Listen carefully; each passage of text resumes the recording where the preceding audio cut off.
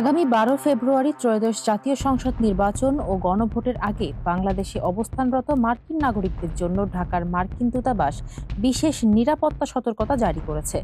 ৩০ জানুয়ারি সকালে দূতাবাসের ওয়েবসাইট এবং সামাজিক যোগাযোগ মাধ্যমে সতর্কবার্তাটি প্রকাশিত হয়। দূতাবাস জানিয়েছে, নির্বাচনী সময় রাজনৈতিক সহিংসতা বা উগ্রপন্থী হামলার ঘটনা ঘটতে পারে। নির্বাচনী সমাবেশ, ভোটকেন্দ্র এবং ধর্মীয় স্থানগুলোতে ঝুঁকি বেশি। তাই নাগরিকদের বড় জনসমাগম এড়াতে, পারিপার্শ্বিকতার প্রতি সতর্ক থাকতে এবং স্থানীয় সংবাদ নিয়মিত অনুসরণ করতে বলা হয়েছে। নিরাপত্তা সতর্কবার্তায় আরও বলা হয়েছে, চোখে পড়ার মতো কাজ বা অবস্থান এড়ানো, জরুরি যোগাযোগের জন্য ফোন সবসময় চার্জ করা, ব্যক্তিগত নিরাপত্তা পরিকল্পনা পর্যালোচনা করা এবং বিকল্প চলাচলের পথ আগে থেকে পরিকল্পনা করা অত্যন্ত গুরুত্বপূর্ণ।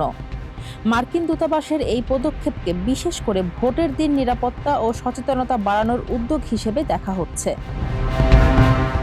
এছাড়া ১১ ও ১২ ফেব্রুয়ারি ঢাকার মার্কিন দূতাবাস সীমিত পরিসরে সেবা দেবে। গত বছরের ১৫ ডিসেম্বরও একই ধরনের সতর্কবার্তা জারি করেছিল মার্কিন দূতাবাস। ফারজানা হাসিন, মানবকণ্ঠ।